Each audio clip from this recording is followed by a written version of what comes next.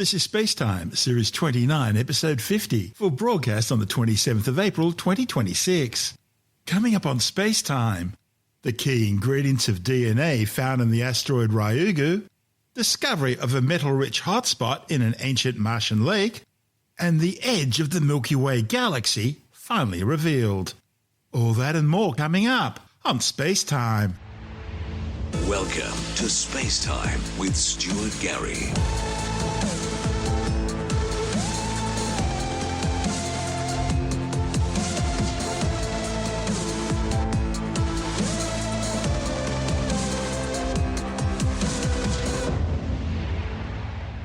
A new study has confirmed that all 5 fundamental molecules needed to make up DNA and RNA, which underpins life as we know it, have been discovered in samples collected from the asteroid Ryugu. While DNA, the famed double helix, functions as a genetic blueprint, single-stranded RNA acts as a messenger, converting DNA instructions for implementation. Back in 2023, scientists detected one of these key nucleobases, uracil, in the Ryugu samples. Nucleobases are nitrogen-containing organic molecules which make up both DNA and RNA. Without nucleobases, the genetic code that allows organisms to grow, reproduce and evolve would not exist. The new findings, reported in the journal Nature Astronomy, show the asteroid contains all 5 nucleobases: uracil, adenine, guanine, cytosine and thymine. These molecules combine with sugars and phosphates to yield nucleotides, the building blocks of genetic material. By studying nucleotides in Ryugu samples, scientists can reconstruct the chemical history of primitive asteroids. And this in turn gives us a better understanding of how the building blocks of life may have been formed across the solar system. The new discovery comes after these same building blocks of life were also detected in the asteroid Bennu, and that suggests that they are abundant right throughout the solar system. By studying asteroids like Ryugu and Bennu, scientists have a chance to explore long-standing ideas that life first began on Earth when asteroids carrying the fundamental chemical building blocks of life crashed into the planet long ago. The Ryugu samples were collected by Japan's Hayabusa 2 spacecraft, which launched back in 2014 on a 300 million kilometre long journey to the 900 metre wide near-Earth asteroid. The mission collected 2 samples of rock weighing a total of 5.4 grams, bringing them back to Earth and parachuting down into the Woomera rocket range in outback South Australia in 2020. The discovery indicates that primitive asteroids could produce and preserve molecules that are important for the chemistry related to the origins of life. It also reinforces the idea that carbonaceous asteroids contributed to the prebiotic chemistry inventory of the early Earth. The authors compared the amount of each nucleobase detected in Ryugu to that in 2 different meteorites, Orgueil and Murchison, finding the qualities varied depending on their history. The Murchison meteorite fell in Victoria back in 1969 and the Orgueil meteorite in France in 1864. Both had previously yielded a rich variety of organic molecules, including nucleobases. They also identified a correlation between the ratios of the building blocks and the concentration of another key chemical for life, ammonia. Professor Clitty Grice from Curtin University says the discovery has important implications for how biologically key molecules may have originally formed and promoted the genesis of life on Earth. Nucleobases, they're the fundamental letters of life's genetic code. These are organic molecules that actually form the building blocks of DNA and RNA. And they have 5 nucleobases, which are adenine, guanine, cytosine, thymine, and uracil. And these molecules pair specifically in DNA and RNA to store and transmit genetic information. Was it expected to be able to find these collectively, the lot of them, in a sample of asteroid material? It's not quite rare to find these all 5 in asteroids. There's been previous work where they find a few of them, but not all 5. By looking at different asteroid samples, not just the ones from Ryugu, but also from Bennu and others as well, we've been able to determine that different asteroids with different backgrounds have different levels of these nucleobases. Yeah, that's right. It depends on how the asteroid's been collected. So the Ryugu was collected in a capsule and was transported back to Earth pretty much pristine, and then was analysed in pristine conditions, whereas the Murchison sample, which was done many years ago, was probably potential contamination from terrestrial sources on Earth. So it's the way that these samples are collected and treated in the laboratory, which makes this one unique because it has all the 5 nucleotides in it. I remember not all that long ago having a look at a sample of the Murchison meteorite, and I was just fascinated by this little dark grey piece of rock, and just looking at it and dreaming of where it came from and what it's seen in its existence since it was formed, 4.6 billion years ago. They really are magic, aren't they? Yeah, amazing. How does one do the research? Particularly, not touched with and handled in ultraviolet chromatography compared with high-resolution mass spectrometry to isolate and identify these trace organic molecules, including these nuclear bases. And these methods allow very small amounts of these molecules, particularly in asteroid materials and even deep time geological samples. What sort of conclusions can you draw? Basically, the presence of all these 5 nucleotides indicates that the basic chemical components of life maybe actually be widespread in space, which is quite astonishing. And while that doesn't mean there was life on Ryugu, it supports the idea that asteroids could have delivered key prebiotic ingredients to the early Earth. So these findings are pretty important to help us understand chemical building blocks for life that can form naturally in space, providing crucial insight into the origin of life on our planet. Are pretty important. So it tells us that life on Earth might be unique. You can't be sure, can we? Not with these findings. I think it's starting to stack up. If we start to see further samples with nucleotides, then the more that is found, the more evidence there might be. I think using isotopic tools as well. That's Professor Clitty Grice from Curtin University. And this is Space Time. Still to come, discovery of a metal-rich hotspot, an ancient Martian lake, and scientists finally find the edge to the Milky Way Galaxy. All that and more still to come on Space Time.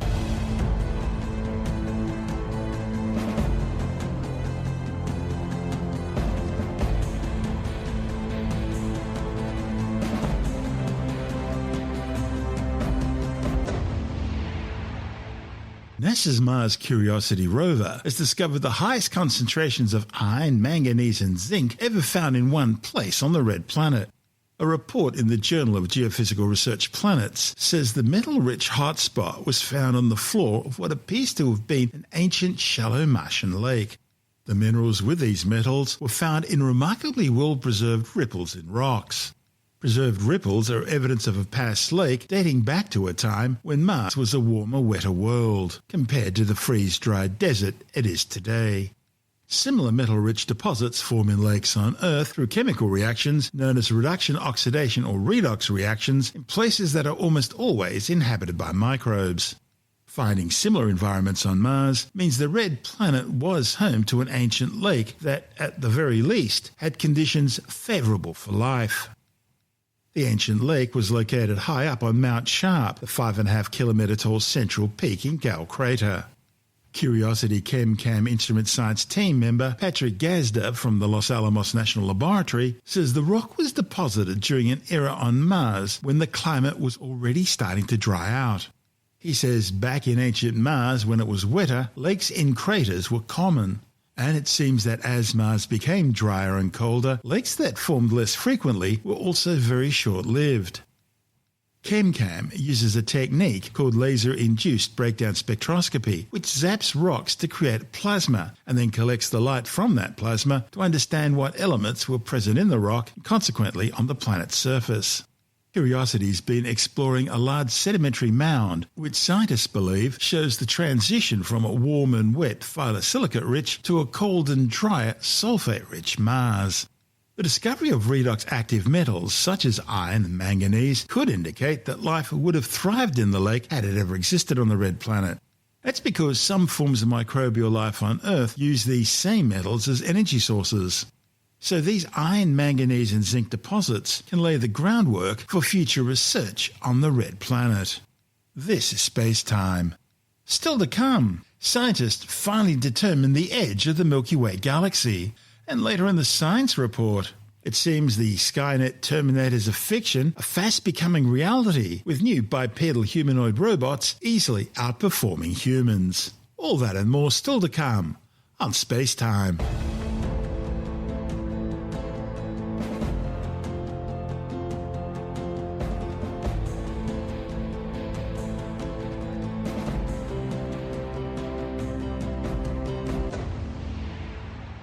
Astronomers have for the first time identified where the star-forming region of our Milky Way Galaxy ends, finding it occurs some 40,000 light-years from the Galactic Centre. By comparison, our own Sun and Solar System are located 27,000 light-years from the heart of the galaxy. The findings, reported in the journal Astronomy and Astrophysics, are based on an analysis of the ages of bright giant stars, combined with advanced computer simulations of galaxy evolution. The method unveiled a U-shaped pattern in the distribution of the ages of stars, which helped pinpoint the edge of the Milky Way Galaxy's star-forming regions.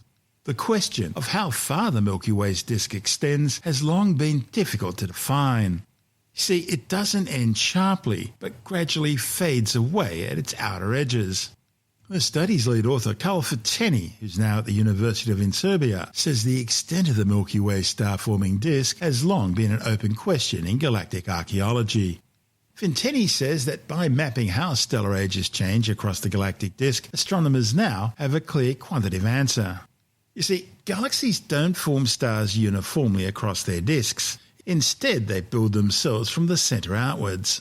Star formation begins in a galaxy's dense central regions and then gradually extends outwards over billions of years, a process astronomers call inside-out growth. This means that in general, on average, stars are younger the further away they are from the galactic centre. And that means that the outer disk is where star formation has only recently reached. And the research reveals that in our Milky Way galaxy, the average age of stars does indeed decrease with distance from the galactic centre. The authors found that around 35,000 to 40,000 light-years from the centre of the galaxy, the trend starts to reverse, and the stars start to get older again with increasing distance. And it's this reversal which creates this characteristic U-shaped age profile. By comparing the signature with state-of-the-art computer galaxy simulations, the authors showed that the age minimum marks a sharp drop in star formation efficiency, confirming it as the true boundary of the Milky Way star-forming disk.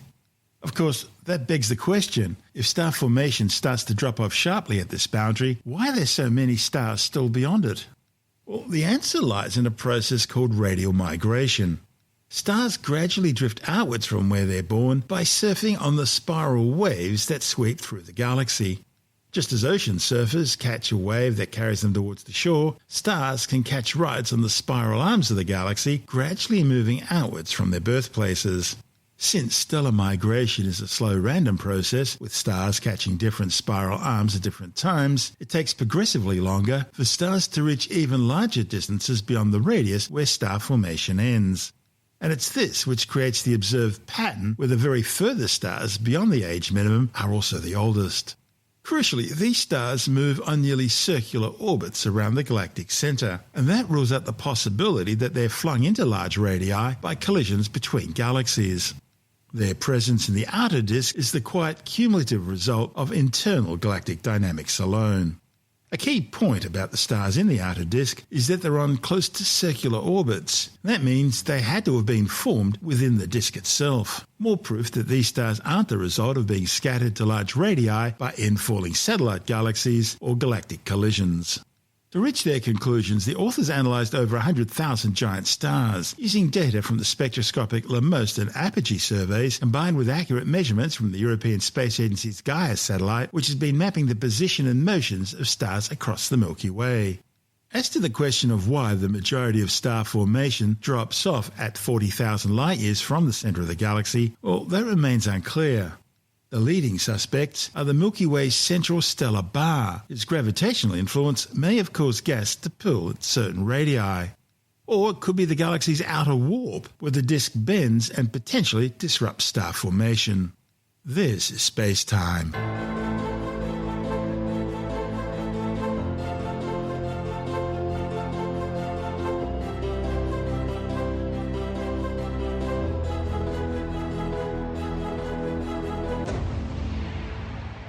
And time now to take a brief look at some of the other stories making news in science this week with a science report. A new study claims young Americans, Australians and New Zealanders are a lot less happy today than what their counterparts were 15 years ago. The findings, published in the 2026 World Happiness Report, correlates with increased social media use. However, other countries don't show the same trend. In fact, most under 25-year-olds in other parts of the world are a lot happier nowadays than their counterparts 15 years ago. And Latin American countries have both higher social media use and relatively high levels of youth happiness. While noting that social media's effects on well-being are complex and may vary with the types of social platforms involved, the report concludes that heavy use may play a role in the decreased level of happiness in under 25s in English-speaking countries, especially for girls. A new study warns that gay guys with left-leaning political views are the most likely to be gold diggers. The findings by the Behavioural and Social Sciences Institute shows the stereotype that gold diggers are mostly money-focused women simply isn't true. The research, led by psychologist Lennart Freeth, surveyed 351 adults across a range of sexual orientations to assess preferences in partners for marital benefits as opposed to emotional intimacy.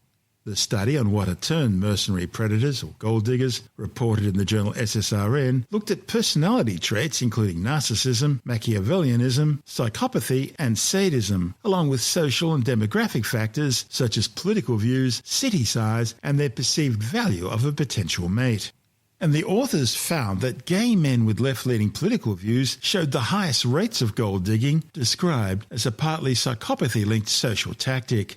The study showed that in both sexes, gold digging is linked to narcissism, psychopathy, date investment expectations, and the perceived value of a mate. The data for females showed left-leaning lesbians scored higher than straight women, while right-leaning lesbians scored lower, and interestingly, sadism was only found in female gold diggers.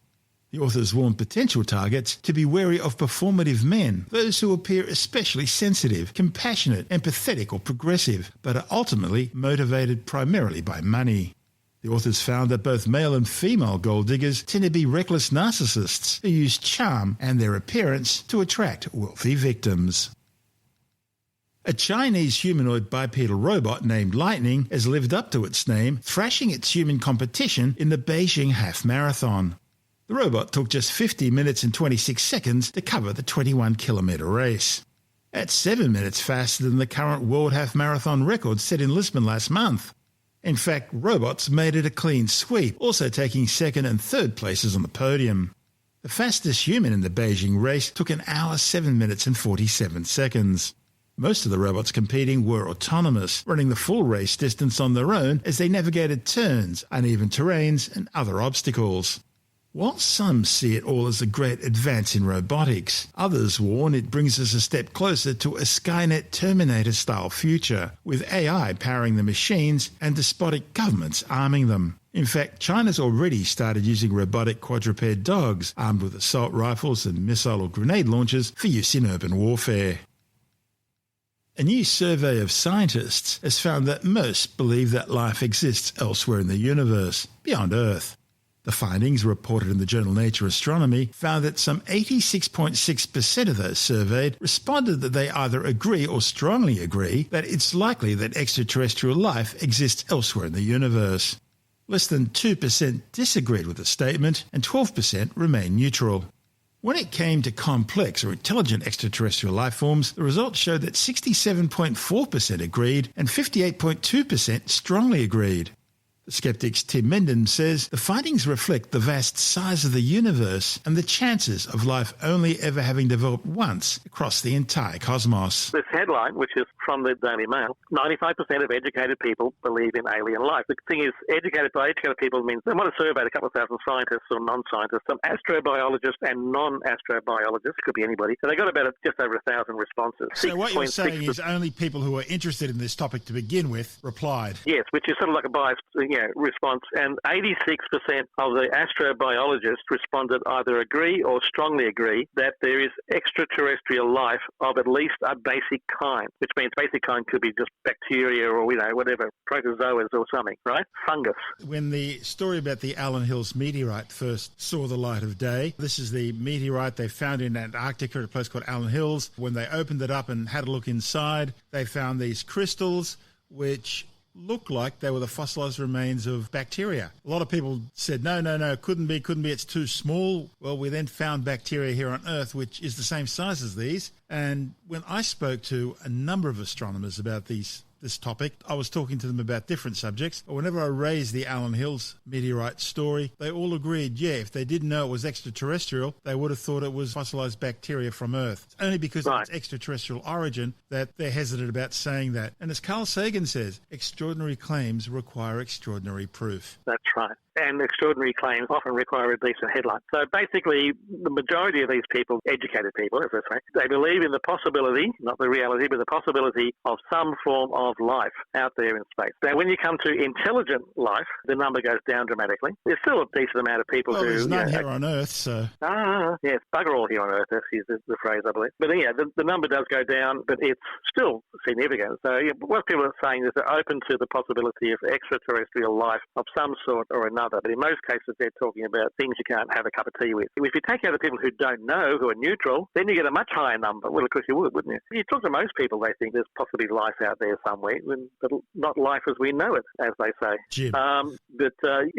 Possibility. No one's going to say, impossible, especially considering on the number of planets and moons and whatever you have out there in the universe. Whether it's at the same time as us for intelligent life is a different issue entirely, but it's an overblown headline of I'm still contemplating your idea of having a cup of tea with them. They don't have to have sugar, but, they like a biscuit. Maybe they don't. Very serious theory that there is alien life out there somewhere, but any alien life intelligent enough to develop interstellar travel has probably already destroyed itself. Yes. That's right. There's not going to be at the same time as us. And there's a lot of time out there in the universe to play with. It's a strange thing. But it's a strange headline more than a strange result. That's the Skeptics' Tim Mendham.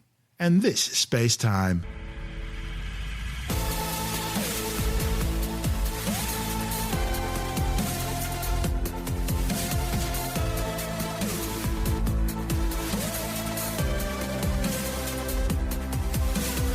And that's the show for now. SpaceTime is available every Monday, Wednesday and Friday through Bytes.com, SoundCloud, YouTube, your favourite podcast download provider, and from SpaceTimeWithStuartGarry.com. SpaceTime's also broadcast through the National Science Foundation on Science Zone Radio and on both iHeartRadio and TuneIn Radio. And you can help to support our show by visiting the SpaceTime store for a range of promotional merchandising goodies. Or by becoming a SpaceTime patron, which gives you access to triple-episode commercial-free versions of the show, as well as lots of bonus audio content which doesn't go to air, access to our exclusive Facebook group, and other rewards. Just go to SpaceTimeWithStuartGarry.com for full details. You've been listening to SpaceTime with Stuart Gary.